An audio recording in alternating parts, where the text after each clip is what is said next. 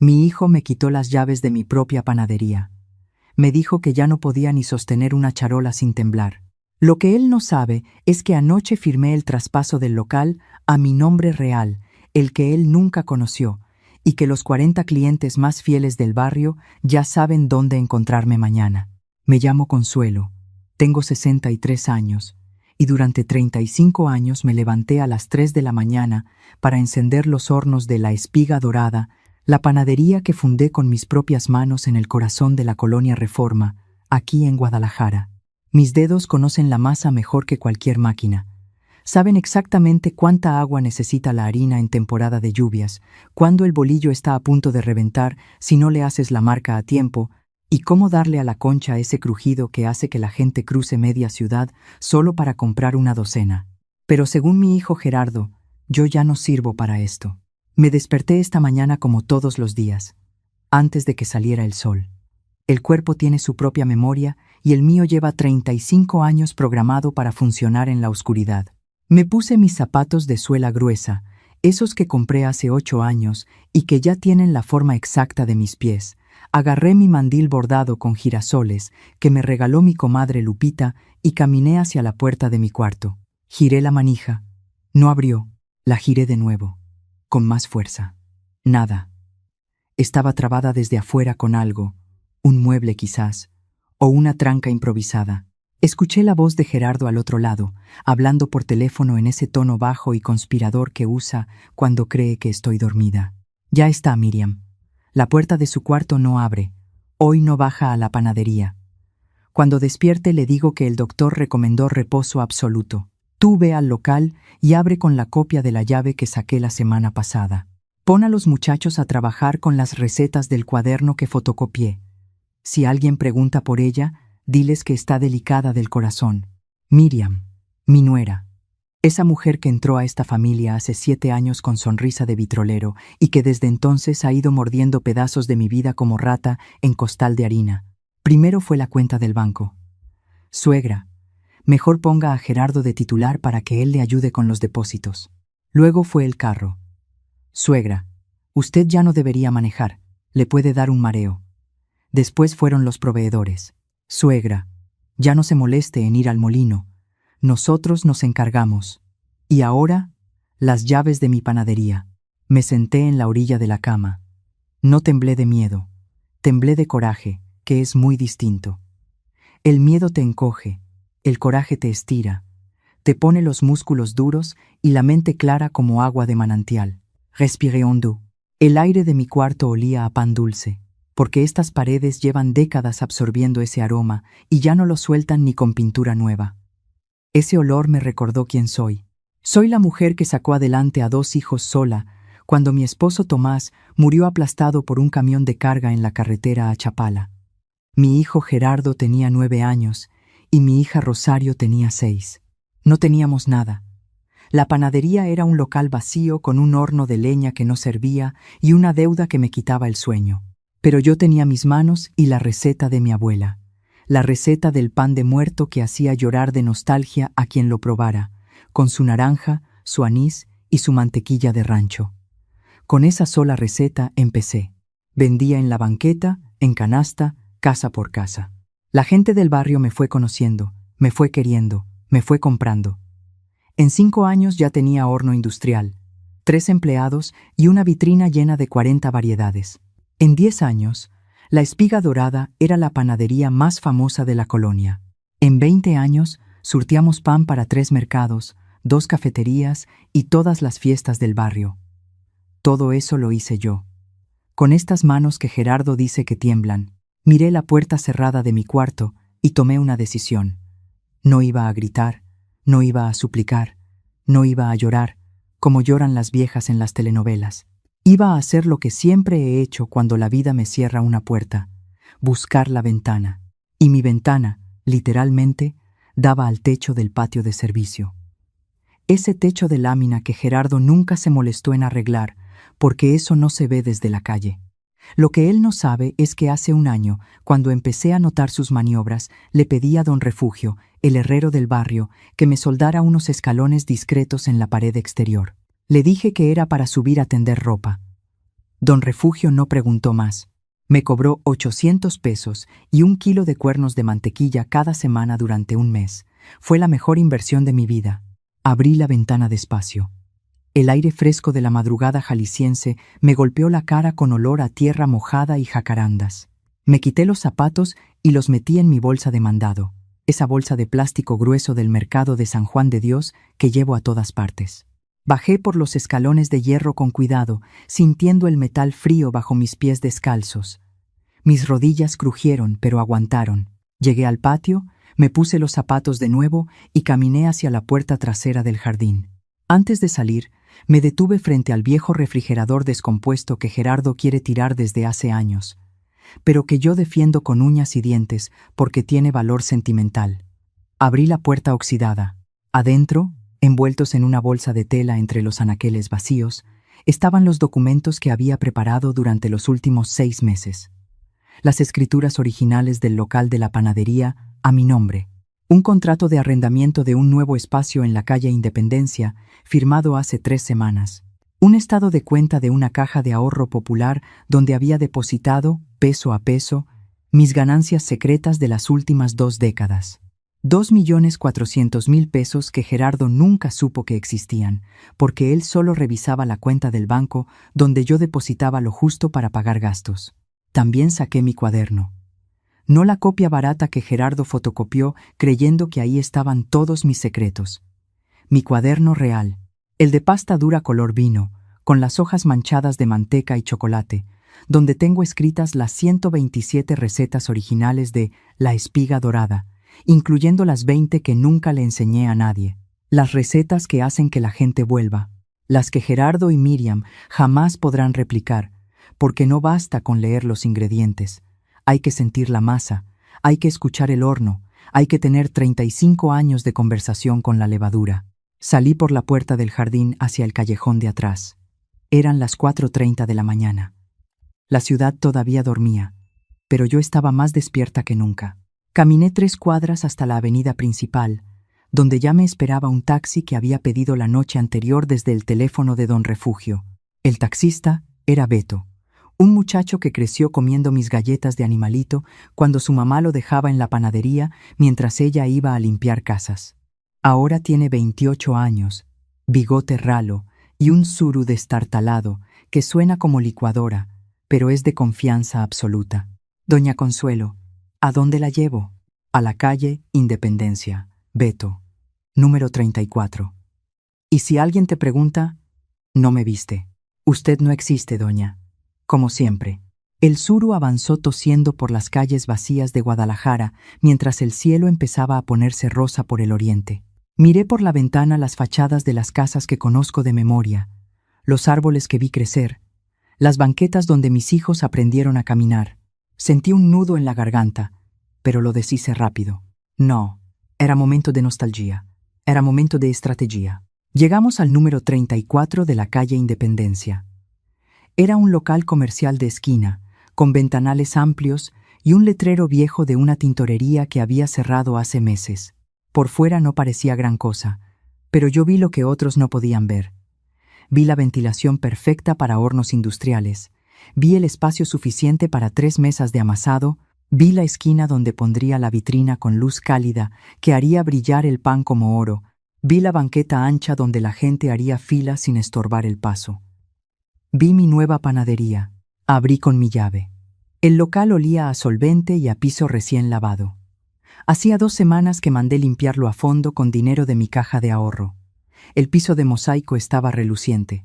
Las paredes pintadas de blanco esperaban decoración, y al fondo, cubiertos con lonas de plástico, estaban mis nuevos hornos. 2 hornos de convección que compré usados, pero en perfecto estado a un panadero de Tonalá que se jubiló. Los conseguí a mitad de precio porque le prometí enseñarle a su nieta la receta de las empanadas de calabaza. Me até el mandil de girasoles. Destapé los hornos. Acaricié el acero con mis dedos, sintiendo su frialdad lisa, prometiéndole que pronto estaría caliente y lleno de vida. Encendí los pilotos. La llama azul brotó con un suspiro, como si el horno hubiera estado esperándome.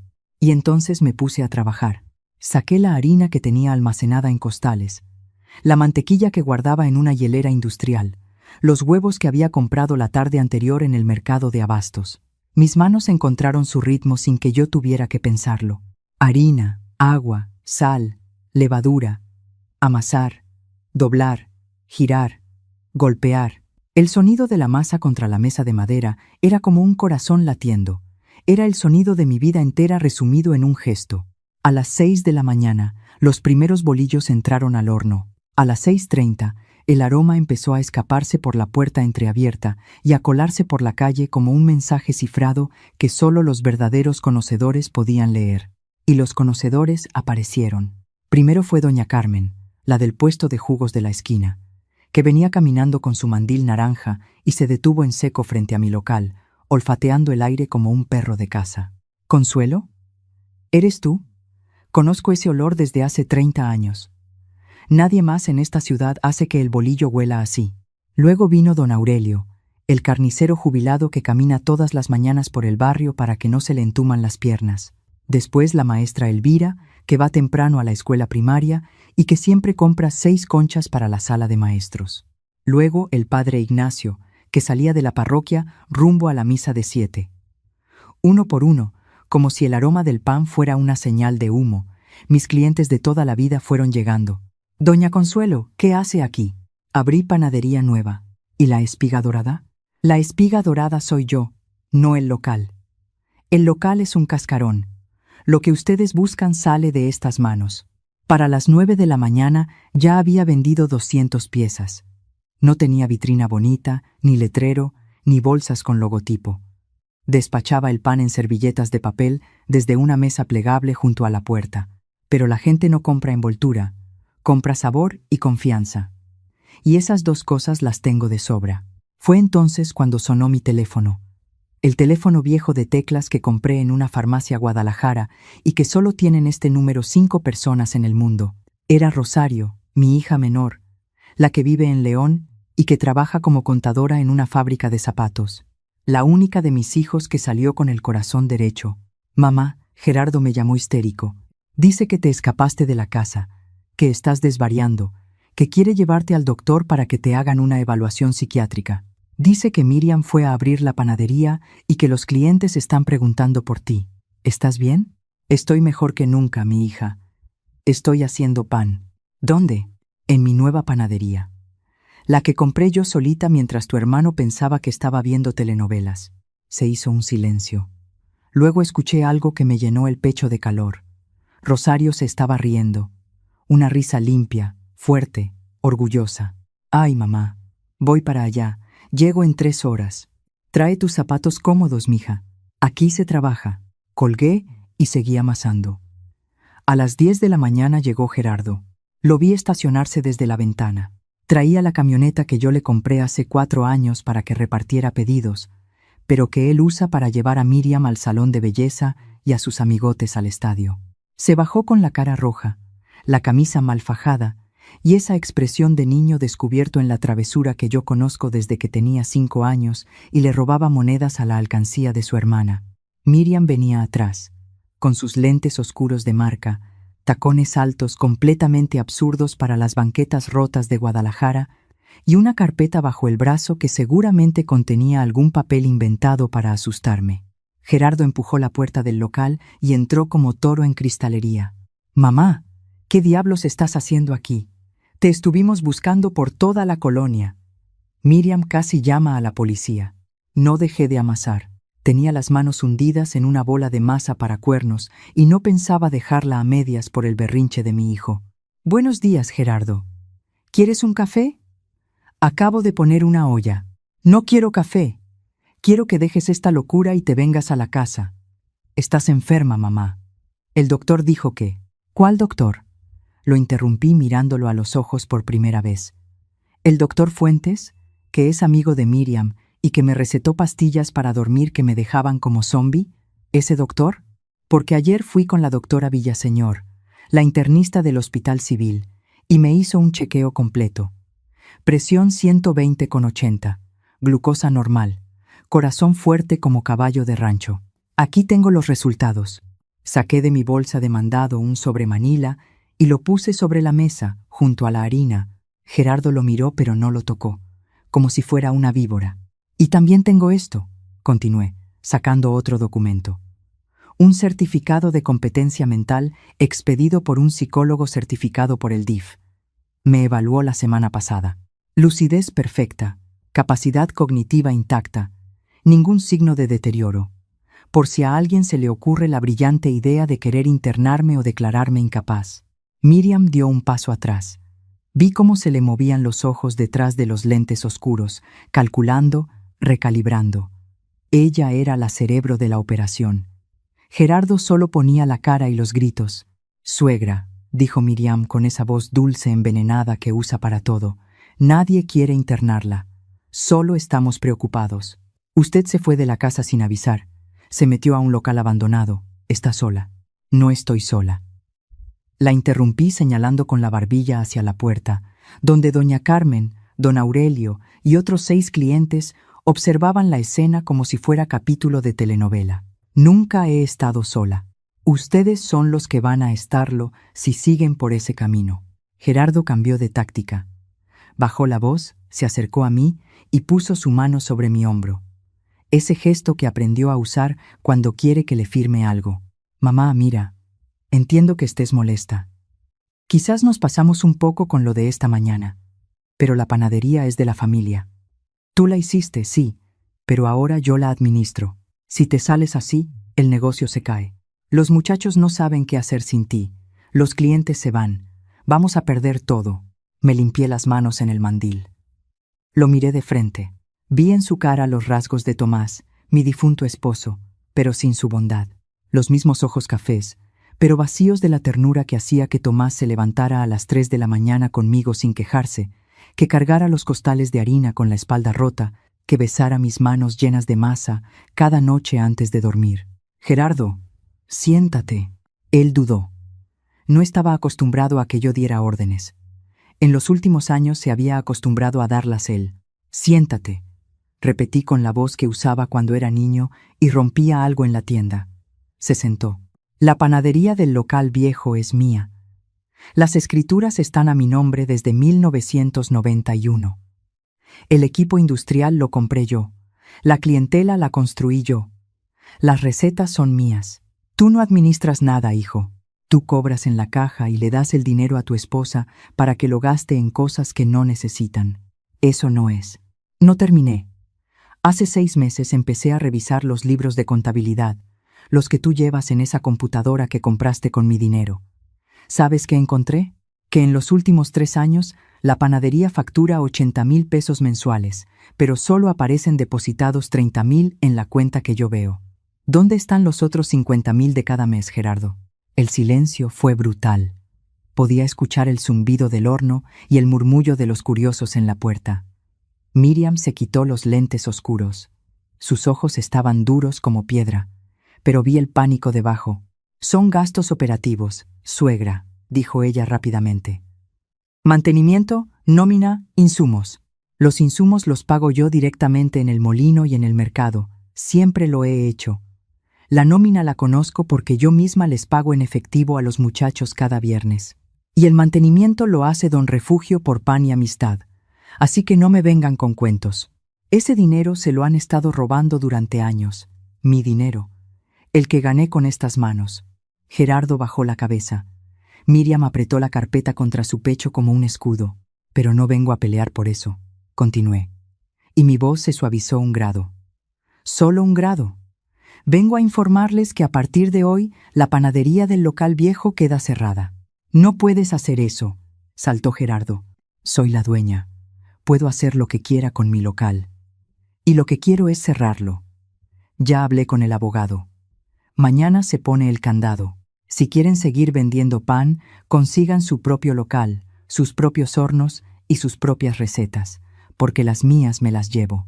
Levanté mi cuaderno de pasta color vino y lo abracé contra mi pecho. «Mamá, sin ese cuaderno no podemos hacer nada», dijo Gerardo, y por primera vez escuché miedo real en su voz. No el miedo de perderme a mí, sino el miedo de perder el dinero. «Exactamente, hijo. Sin mí no pueden hacer nada. Lástima que tardaste tanto en darte cuenta». Miriam jaloneó a Gerardo del brazo y lo sacó del local, susurrándole cosas al oído. Los vi subirse a la camioneta y arrancar con un chirrido de llantas que hizo voltear a los transeúntes. Me quedé parada en la puerta, con el delantal lleno de harina y el corazón latiendo fuerte. Doña Carmen se acercó y me puso la mano en el hombro. ¿Estás bien, Consuelo? Estoy perfecta, Carmen. Pásame los huevos de la hielera. Tengo que hacer 10 kilos de polvorones antes de mediodía. La noticia corrió por el barrio como pólvora en castillo de feria. Para la tarde, mi nuevo local estaba lleno, no de clientes normales, sino de la vieja guardia, la gente que me conoce desde que vendía pan en canasta con mis hijos colgados de la falda. Don Porfirio, el dueño de la tortillería más grande del Rumbo, llegó con 3 cajas de leche que le sobraron de un pedido. Para tus atoles, Consuelo. No me debes nada.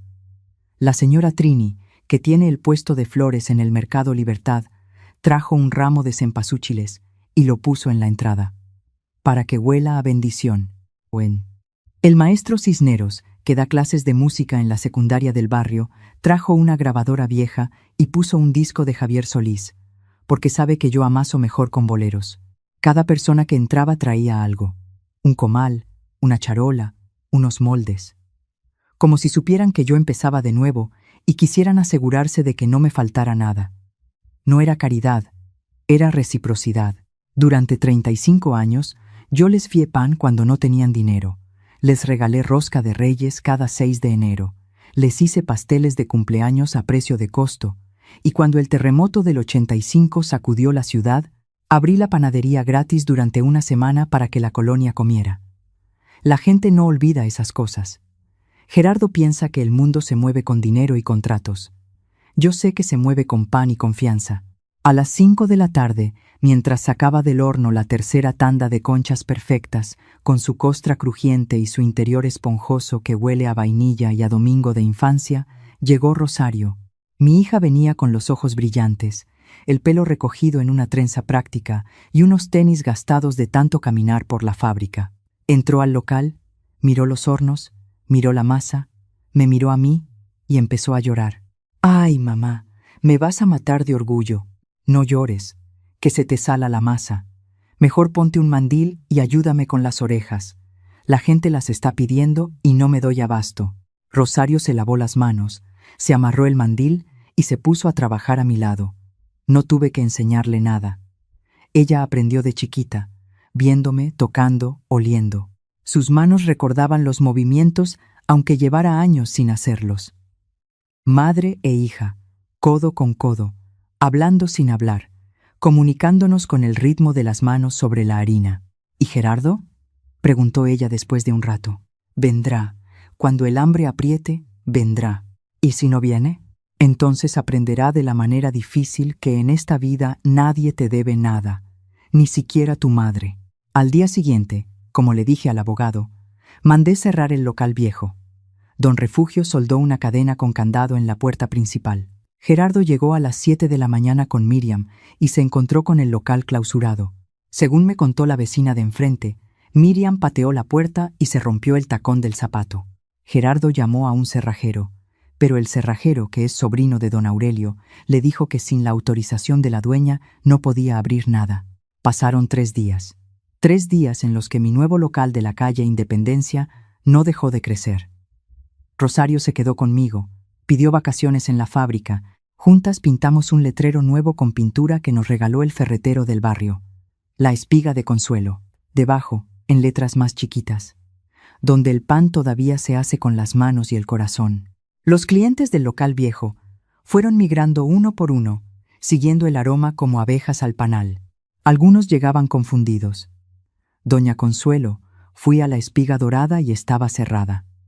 Sí, mi hijo la cerró, pero aquí estoy. Y con eso bastaba. Al 4.º día, Gerardo apareció. No vino en la camioneta, vino caminando. Lo vi desde lejos, acercándose por la banqueta con las manos en los bolsillos y la cabeza gacha. Ya no traía su camisa de marca ni sus zapatos de hebilla. Traía unos jeans viejos y una camiseta blanca arrugada. Miriam no estaba con él. Entró al local y se quedó parado frente al mostrador, sin decir nada, mirando las charolas llenas de pan como si fueran un idioma que había olvidado. ¿Quieres un café?, le pregunté desde la mesa de amasado, sin dejar de trabajar. Mamá, dijo, y su voz sonó diferente. Rota, pero no de la manera que rompen las mentiras, sino de la manera que rompe la vergüenza cuando por fin la miras de frente. Miriam se fue. No dije nada. Seguí amasando. Se fue ayer. Se llevó la ropa, la tele nueva, las joyas que te sacamos de la caja fuerte, todo lo que cupiera en su carro. Me dejó una nota diciendo que no se casó conmigo para ser pobre. Seguí amasando. La masa necesitaba 10 minutos más de trabajo. Los sentimientos de mi hijo podían esperar, pero la levadura no. No tengo dinero, mamá. La cuenta que manejábamos está vacía. Miriam sacó todo antes de irse. Ayer cené un plato de frijoles que me regaló la vecina. Dejé la masa reposar. Me limpié las manos. Caminé hacia él. Lo miré de cerca. Tenía los ojos hundidos y olía a ropa sin lavar. Mi hijo, que siempre andaba perfumado y peinado de raya, ahora parecía un perro mojado buscando refugio. Sentí eso que sienten todas las madres del mundo cuando ven sufrir a un hijo, aunque ese hijo se lo haya buscado. Un jalón en el pecho, unas ganas brutales de abrazarlo y decirle que todo va a estar bien, pero no lo hice, porque abrazarlo ahora sería enseñarle que siempre habrá alguien que lo rescate, y esa lección es la que lo convirtió en lo que es. ¿Vienes a pedirme dinero? No, bajó la cabeza. Vengo a pedirte trabajo. Lo miré largamente. Vi al niño de 9 años que me ayudaba a cargar charolas antes de ir a la escuela. Vi al muchacho de 18 que prefirió quedarse en la panadería en vez de estudiar una carrera. Vi al hombre de 30 que empezó a creer que la vida se le debía. Vi al hijo de 37 que me quitó las llaves de mi propio negocio y me encerró en mi cuarto. El trabajo aquí es duro, Gerardo. Se empieza a las 3 de la mañana. Se carga harina, se friegan charolas, se barre, se trapea. No hay oficina con aire acondicionado ni silla giratoria. Lo sé. El sueldo es 800 pesos al día, más comida. Se paga al final de la jornada. No hay adelantos. Está bien. Y hay una condición más. Lo miré a los ojos. Los mismos ojos cafés que me miraban con adoración cuando tenía 5 años y que me miraban con desprecio hace una semana. Vas a empezar desde abajo. No como gerente, no como encargado, no como hijo de la dueña. Vas a empezar como aprendiz. Y tu maestra va a ser tu hermana Rosario. Ella manda. Si ella te dice que laves los pisos, lavas los pisos. Si te dice que cargues costales, cargas costales. Y si te dice que hagas los cuernos de mantequilla, más te vale que te salgan perfectos, porque el pan chueco no se vende. Vi cómo tragaba saliva. Su orgullo y su estómago vacío peleaban dentro de él como gatos en costal. El estómago ganó. Acepto, dijo. Bien. Allí hay un mandil limpio. Hoy empiezas lavando las charolas del turno de la mañana. Tienen grasa de 3 horas. Vas a necesitar estropajo de metal y paciencia. Gerardo tomó el mandil. Se lo puso con torpeza, como un niño que se disfraza por primera vez. Caminó hacia el fregadero donde se apilaban 40 charolas negras de grasa. Abrió la llave del agua, tomó el estropajo y empezó a tallar. Al principio lo hacía mal. Tallaba con fuerza pero sin técnica, salpicando agua por todos lados, rascando la superficie sin quitar la grasa del fondo. Rosario se acercó. Así no, Gerardo. Mira. Le quitó la charola con suavidad y le mostró el movimiento. Circular, firme, constante. Tienes que ir con el grano del metal, no en contra. Como acariciar, pero con fuerza. ¿Ves? Así sale todo. Gerardo la miró. Su hermana menor, la que él siempre desestimó por no tener ambición, ahora le estaba enseñando a lavar una charola. Asintió sin decir nada y siguió tallando, esta vez mejor. El sonido del estropajo contra el metal llenó la cocina con un ritmo áspero y honesto. Yo volví a mi masa, pero mientras amasaba, los ojos se me aguaron. No de tristeza, de alivio, porque hay un momento en la vida de toda madre en que te das cuenta de que no puedes salvar a tus hijos del mundo, pero sí puedes enseñarles a sostenerse solos. Y a veces la única manera de enseñarles es quitarles el piso y dejar que sientan el golpe. La semana fue larga. Gerardo llegó cada mañana a las 3 en punto. Al principio con cara de muerto, arrastrando los pies, quejándose en silencio del dolor de espalda y las manos ampolladas. Pero al tercer día algo cambió. Lo vi acomodar las charolas en el horno con cuidado, girándolas para que el calor llegara parejo. Lo vi barrer la harina del piso sin que nadie se lo pidiera. Lo vi probar la masa con los dedos y fruncir el ceño, tratando de entender por qué unas veces queda elástica y otras veces queda dura. Al quinto día, me pidió que le enseñara a hacer conchas. ¿Conchas?, pregunté levantando una ceja. Siempre fue el pan favorito de papá, ¿no? Me acuerdo que los domingos le llevabas una bolsa a la cama con café de olla. Me quedé helada. No esperaba que recordara eso. Tomás llevaba muerto casi 30 años. Y yo pensé que Gerardo había borrado esos recuerdos junto con todo lo bueno que alguna vez tuvo dentro. Sí, dije tragando el nudo de la garganta. Era su favorito, con la costra de vainilla y chocolate. Enséñame. Me sequé las manos. Saqué la harina especial, la mantequilla suave, el azúcar glass, puse los ingredientes frente a él como un altar. La concha es el pan más difícil que hay, Gerardo, porque parece sencilla pero tiene dos masas. La de adentro y la costra de arriba. Si la de adentro queda dura, no importa qué tan bonita se vea por fuera, no sirve. Y si la costra no tiene el grosor exacto, se quiebra en el horno y queda fea. Como las personas, murmuró él, y no supe si hablaba del pan o de sí mismo. Le enseñé, paso a paso, como me enseñó mi abuela a mí cuando tenía 12 años en la cocina de su casa en Tlaquepaque, con las manos metidas en la masa y el corazón metido en cada palabra. Le enseñé a sentir la temperatura con el dorso de la mano, a escuchar el sonido que hace la masa cuando tiene el punto exacto de fermentación, a cortar la costra con el molde de hojalata en movimientos seguros. La primera concha le salió chueca, con la costra descentrada y el interior crudo. La segunda salió mejor pero demasiado dura. La tercera era comestible pero no vendible. La cuarta fue digna. La sacó del horno con las manos enfundadas en guantes viejos de asbesto. La puso sobre la mesa con una delicadeza que nunca le había visto. La costra de vainilla tenía un color dorado perfecto. Las grietas dibujaban el patrón clásico de la concha marina, y al partirla, el interior se abrió esponjoso, tibio, con ese aroma que te transporta a una cocina donde alguien te quiere. Gerardo la miró como si hubiera creado algo vivo, y en cierto modo lo había hecho. ¿Puedo probarla?, preguntó. Es tuya, tú la hiciste. Le dio un mordisco. Masticó despacio, con los ojos cerrados, y entonces hizo algo que no hacía desde que tenía 14 años, y le gané una apuesta jugando lotería en la feria de octubre. Lloru. No fue un llanto escandaloso. Fue una lágrima sola, gruesa y silenciosa, que le bajó por la mejilla y cayó sobre el mandil empolvado de harina. Se la limpió rápido, avergonzado, pero yo la vi. Y esa lágrima valía más que todos los pesos que me robó. Está buena, mamá, dijo con la voz entrecortada. Sabe como las que hacías los domingos. Sabe mejor, le dije. Porque esta la hiciste tú.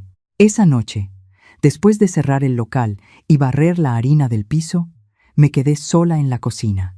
Rosario se había ido a descansar al cuartito de atrás que habilitamos como dormitorio temporal. Gerardo se fue caminando a la casa vieja, que ahora estaba vacía y oscura, pero que al menos tenía techo.